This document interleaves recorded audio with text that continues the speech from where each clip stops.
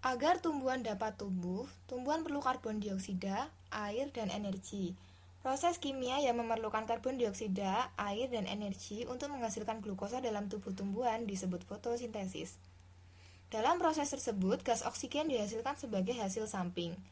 Energi untuk fotosintesis dihasilkan oleh matahari dan sampai ke bumi sebagai sinar matahari. Sinar matahari memiliki gelombang dan partikel alami yang disebut foton. Foton adalah unit terkecil cahaya. Foton berosilasi dalam sebuah pola yang diukur sebagai panjang gelombang.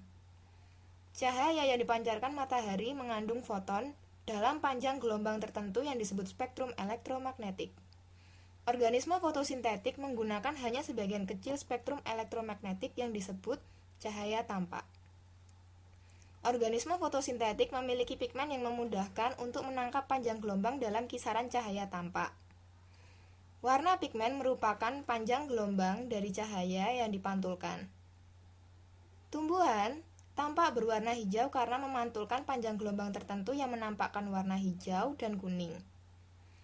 Panjang gelombang merah dan biru dari cahaya diserap oleh pigmen-pigmen tersebut untuk menyediakan energi yang dibutuhkan dalam proses fotosintesis. Dalam organisme fotosintetik yang eukariotik, reaksi kimia fotosintesis terjadi dalam organel khusus dalam sel yang disebut kloroplas. Fotosintesis terdiri dari dua rangkaian reaksi, yaitu reaksi terang dan siklus Calvin. Dalam kloroplas ada struktur seperti cakram kecil yang disebut tilakoid. Tilakoid dikelilingi oleh ruang berisi cairan yang disebut stroma. Siklus Calvin merupakan rangkaian reaksi mensintesis glukosa. Siklus Calvin terjadi di stroma. Reaksi terang terjadi di tilakoid. Pengubahan energi cahaya menjadi energi kimia dimulai di reaksi terang. Tilakoid pada kebanyakan organisme fotosintetik merupakan tempat terjadinya dua fotosistem berbeda yang bekerja berurutan untuk menghasilkan energi. Energi nantinya akan digunakan di dalam stroma untuk menghasilkan gula. Fotosistem di tilakoid terdiri atas jaringan molekul pigmen aksesori dan klorofil. Klorofil merupakan molekul pigmen yang menyerap foton cahaya. Di dalam molekul pigmen, energi yang diserap mengeksitasi elektron ke tingkat energi yang lebih tinggi. Fotosistem akan meneruskan eksitasi energi yang dikumpulkan molekul pigmen ke pusat reaksi molekul klorofil, sehingga elektron akan melewati rangkaian protein yang ada di membran tilakoid. Foton cahaya diteruskan dari fotosistem 1 ke 2 secara simultan. Pertama-tama, kita akan melihat apa yang terjadi dengan foton yang diteruskan ke fotosistem 2. Elektron berenergi tinggi melewati pusat reaksi fotosistem 2 menuju rantai pengangkutan elektron. Elektron yang hilang selama fotosistem 2 digantikan melalui proses yang disebut fotolisis.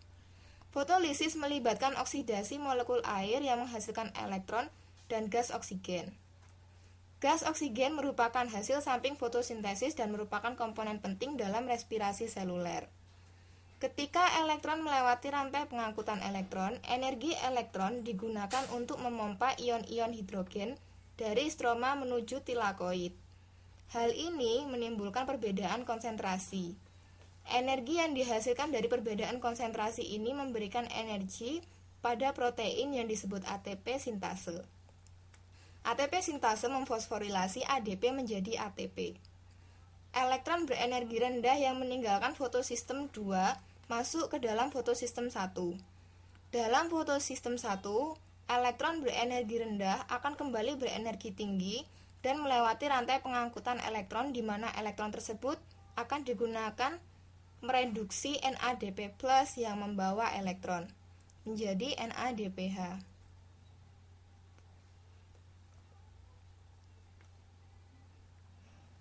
Ketika kloroplas menerima foton terus-menerus, NADPH dan molekul ATP akan banyak dihasilkan untuk proses metabolik dalam stroma. ATP dan NADPH yang terbentuk selama reaksi terang digunakan dalam stroma sebagai bahan reaksi siklus Calvin.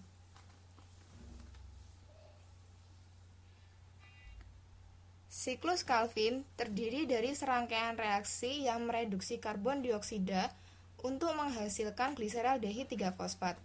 Siklus Calvin terdiri dari 3 tahap. Tahap pertama adalah fiksasi karbon.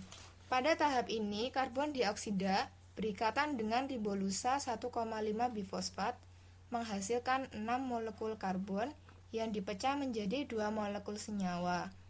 Masing-masing senyawa tersebut terdiri dari 3 molekul karbon dan 1 molekul fosfat.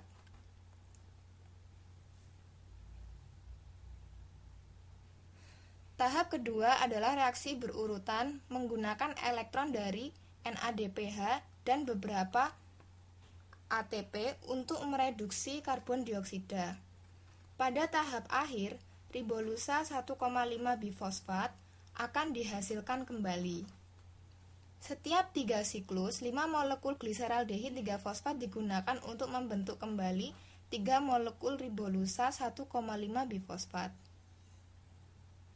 Sisa gliseraldehid 3-fosfat kemudian digunakan untuk membuat glukosa, asam lemak, atau gliserol. 2 molekul gliseraldehid 3-fosfat diperlukan untuk membuat 1 molekul glukosa fosfat.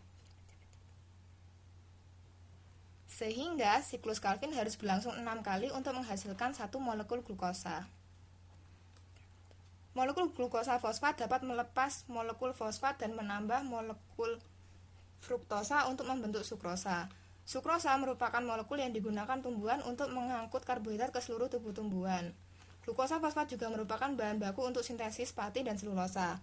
Tumbuhan menghasilkan gula untuk digunakan sebagai molekul cadangan dan komponen struktural. Dengan menggunakan energi dari matahari, air, dan karbon dioksida, tumbuhan berperan sebagai pabrik glukosa. Organisme fotosintetik merupakan produsen primer glukosa di bumi. Organisme fotosintetik juga menghasilkan oksigen sebagai hasil samping yang merupakan pondasi bagi kehidupan.